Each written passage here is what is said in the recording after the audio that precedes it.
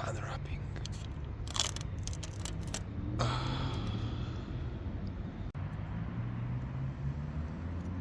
Cześć, Bartek Urban. Zapraszam do testu Forda Mustanga. Ależ to gada.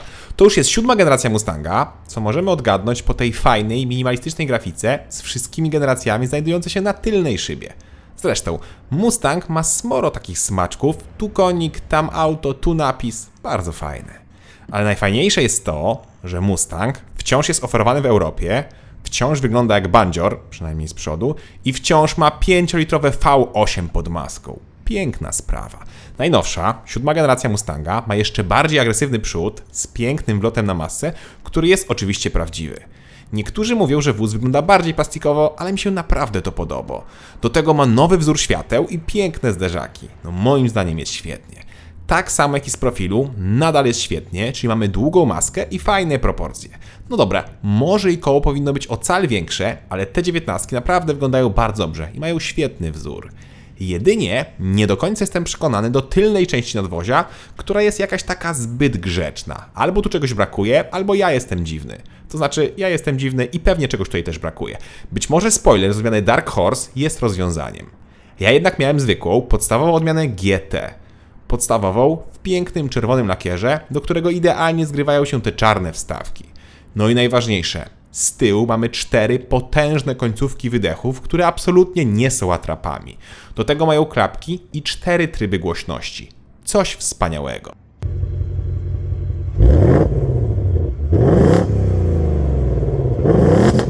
Więcej tej symfonii będzie później, bo teraz popatrzmy na wymiary.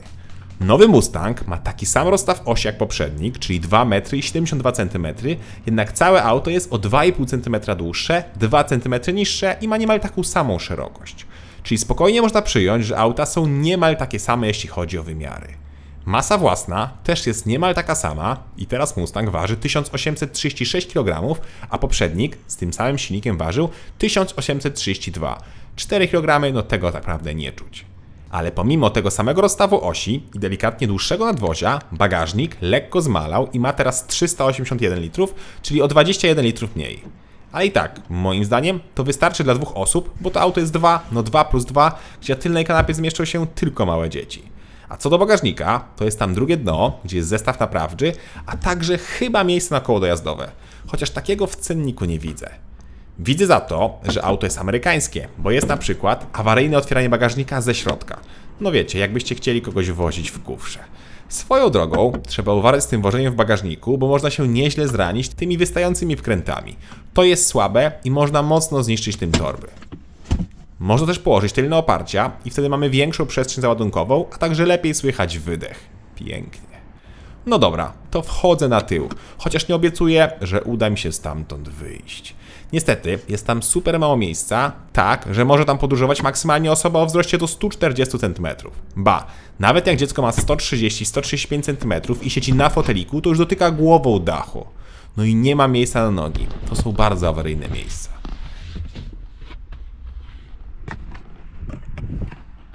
Zdecydowanie lepiej jest z przodu, gdzie mogą być 2 rodzaje foteli. Albo zwykłe, jak w testowanym egzemplarzu, albo kubły Recaro za 8,5 tysiąca złotych. Kubły wyglądają zdecydowanie lepiej i sprawdzają się na torze, jednak do komfortowego podróżowania lepszy będzie testowany fotel. Jest on naprawdę wygodny i łatwo go ustawić. I tu początkowo zdziwiłem się, dlaczego nie ma on regulacji elektrycznej oparcia, ale szybko uświadomiłem sobie, że to po to, żeby szybciej wsiąść na tył. Nie ma nic gorszego niż wolno odchylane oparcie elektryczne, a my chcemy szybko wsiąść na tył, bo na przykład pada deszcz.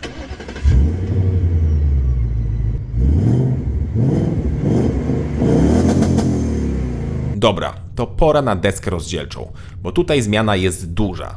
Bardzo duża, a ta bardzo duża zmiana to bardzo duże tablety. Niestety, choroba tabletozy motoryzacyjnej dopadła też Mustanga i teraz mamy 2 duże ekrany połączone w jedną całość. Zegary cyfrowe mają ponad 12 cali, a ekran na środku ponad 13. No wygląda to mało sportowo, ale takie są dziś czasy, że dużo taniej jest producentowi zrobić taki jeden tablet i z jego poziomu obsługiwać na przykład klimatyzację, niż produkować fizyczne przyciski. Smutne czasy. No i też system, jak widzicie, nie działa wybitnie dobrze. Miewa przycięcia, czasem trzeba chwilę dłużej poczekać na kolejną funkcję, nie jest idealnie. Grafiki są ładne, ale brakuje super płynności.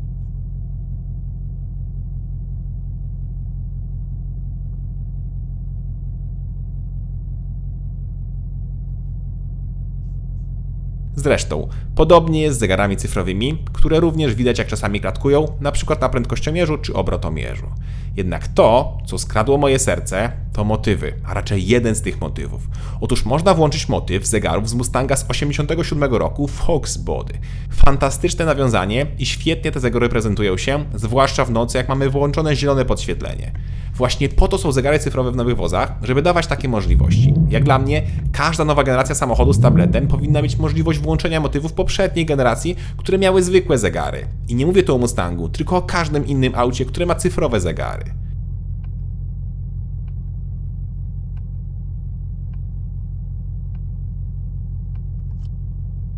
Niestety, klimatyzację obsługujemy też na tablecie. Zresztą, te przyciski tutaj też są dotykowe. Szkoda trochę. Dobrze, że przyciski z kierownicy są fizyczne. Dobra, to pora na spasowanie i materiały.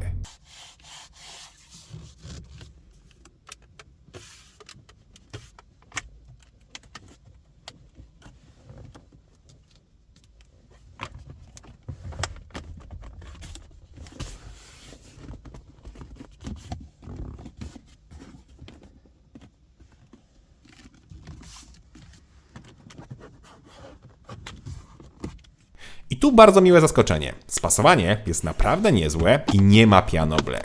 Materiały, jak to w Mustangu, są średnie, ale taki Mustang zawsze był. Mi to kompletnie nie przeszkadza. Ale dlaczego to mi nie przeszkadza, powiem za chwilę. Teraz rzućmy okiem na schowki.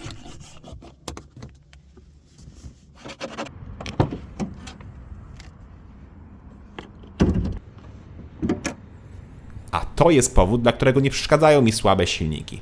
5-litrowe, wolno ssące V8, które generuje 446 koni oraz 560 Nm, a cała moc przenoszona jest na koła tylne.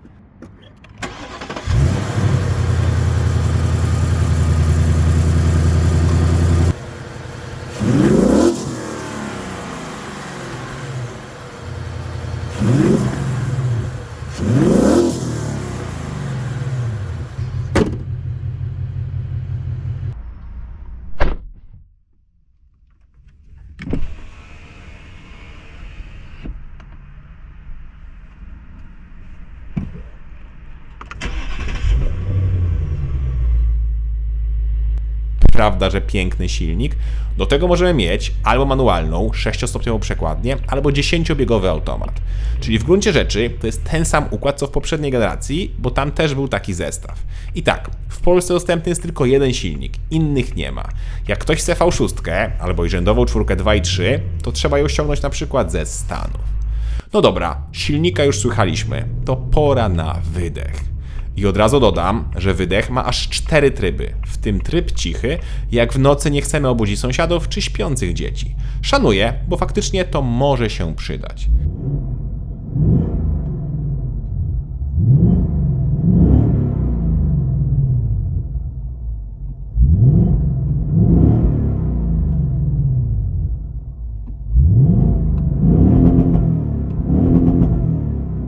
Na nagraniach zaraz będzie wydech nagrany w trybie najbardziej cichym oraz w tym najgłośniejszym. Różnica w pozostałych dwóch trybach jest tak mała względem tego najgłośniejszego, że na nagraniu tego nie słychać. Zapraszam na koncert.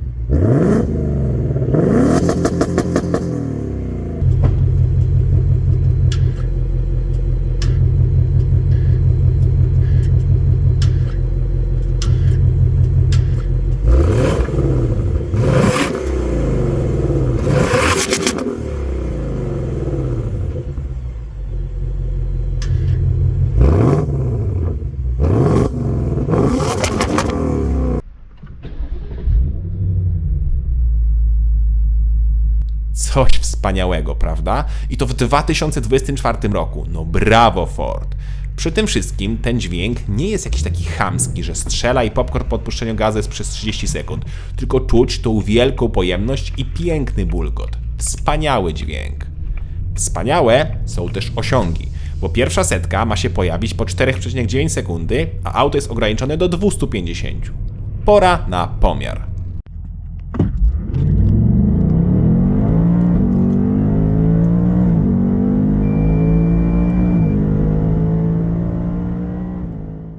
Wynik to 4,8 sekundy, czyli dekadnie lepiej niż deklaruje producent. Czas od 100 do 200 to 10 sekund, czyli również bardzo szybko.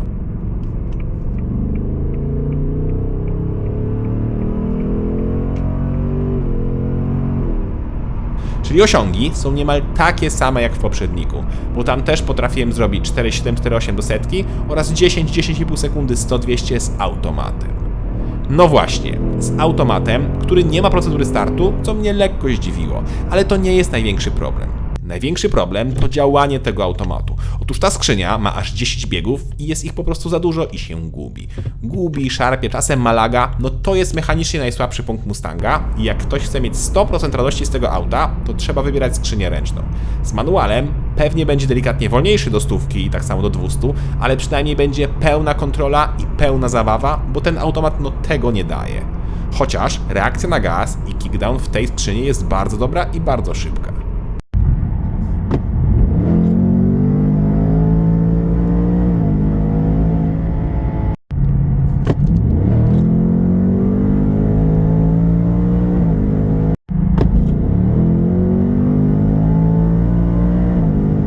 Prawda, że nieźle? Bardzo szybko zbija biegi i auto mknie do przodu. Gubienie się skrzyni pojawia się, jak szybko jeździmy i co jakiś czas hamujemy i przyspieszamy. Wtedy skrzynia ma momenty, że nie wie co robić. A w ogóle jak chcecie się autem mocniej pobawić na torze, to polecam wersję Dark Horse. Silnik dostajecie ten sam, ma on co prawda 7 koni więcej, ale osiągi są te same. Główna różnica to napęd. Po pierwsze, tam już w podstawie jest zawieszenie Magna Ride, ale to jeszcze do GTK można dokupić za 10 000 złotych. To, czego się nie da dokupić, to szpera, czyli mechanizm różnicowy o zwiększonym tarciu wewnętrznym Torsena. I to jest rzecz, której brakowało mi w wersji GT. Szpera daje większą kontrolę, większą pewność i większą przyjemność z jazdy. Taki Dark Horse z manualem wydaje się idealnym połączeniem, postaram się to kiedyś sprawdzić. Ale wersja GT też jest fajna. Z tym, że na przykład, jak już było bardzo mokro, to zaczynało się robić nerwowo. Tym autem trzeba nauczyć się jeździć w trudnych warunkach, bo moc i moment są naprawdę ogromne, a nawet mamy tylko na tył.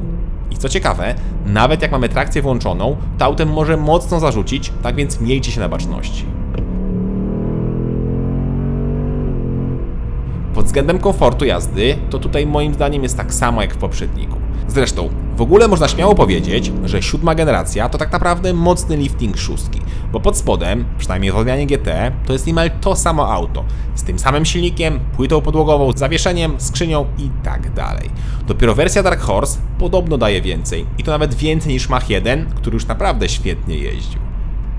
Nic jeszcze nie powiedziałem o aplikacjach i ciekawych funkcjach, a tych jest kilka. Jedna z nich to na przykład pomiar przyspieszenia czy czasów na torze. Chociaż to już widzieliście, że ta wbudowana Mustanga dość mocno przekłamuje, bo według tamtej apki robiłem setkę w 4,3 sekundy, a Race Logic pokazał 4,8 sekundy. To jest więcej niż błąd pomiarowy One Foot Rollout. Kolejne aplikacje to na przykład dodatkowe wskaźniki, które jak upalamy na torze, przydają się. Czyli wszelkie temperatury czy napięcia. No świetna sprawa i takiej telemetrii w dobie tabletozy też oczekiwałbym w każdym aucie, nie tylko w sportowym. Funkcją znanej z poprzedniej generacji jest Line Lock, czyli blokada przedniego hamulca, żeby spalić kapcia, czyli rozgrzać tylne opony. No i na koniec nowość, ręczny do driftu. Może się wydawać, że ten ręczny jest klasyczny, ale to jest tak naprawdę elektroniczny ręczny. I dzięki temu da się go używać do inicjacji driftu, jak włączymy taką funkcję. Niestety tego nie testowałem, ale mam nadzieję, że działa. Przetestowałem za to spalanie i to jest wysokie, czyli tak jak ma być dla 5-litrowego konia. W mieście zależy od stylu jazdy, ale będzie to od 16 do końca, czyli jak się postaracie, to pewnie ponad 30 litrów. Mój rekord, ten minimalny, to 16,5, a maksymalny 32. Ale naprawdę, żeby zrobić 16,5, to praktycznie tak się nie da jeździć. Czasem po prostu trzeba nieco mocniej depnąć dla bulgotu V8. Chociaż chociaż ten wydech jest na tyle fajny, że daje też przyjemność, jak się wolno snujemy i po prostu słychać taki piękny basowy pomruk. W trasie spalanie wygląda następująco. Przy 120 jest to około 10,5, a przy 140 około 12,5-13 litrów. Szkoda tylko, że bak paliwa ma tylko 61 litrów, bo w mieście starczy na jakieś 300-400 km. I Mustang ma bak Easy Fuel i nie ma zamka w klapie. Ja wiem, że tam w środku jest blokada, ale niestety po złości coś tutaj by można wsypać. Sitka i filtry powinny to wyłapać, no ale wciąż czułbym się bezpiecznie, jakby tutaj był zamek. Sprawdźmy więc cennik. Podstawowy Mustang GT z manualem kosztuje 303 500 zł, a dopłata do automatu to 15 000 zł.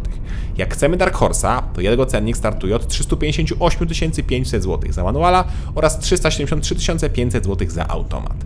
W ofercie wciąż jest kabriolet, który w odmianie GT startuje od 323 500 zł za manual. Dopłata do automatu to też 15 000 zł.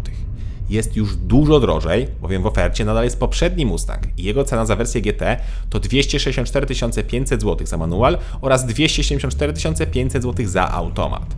Czyli nie dość, że cena podrożała aż o 40 000 zł względem poprzednika, to dodatkowo dopłata do automatu to już nie 10, a 15 000 zł.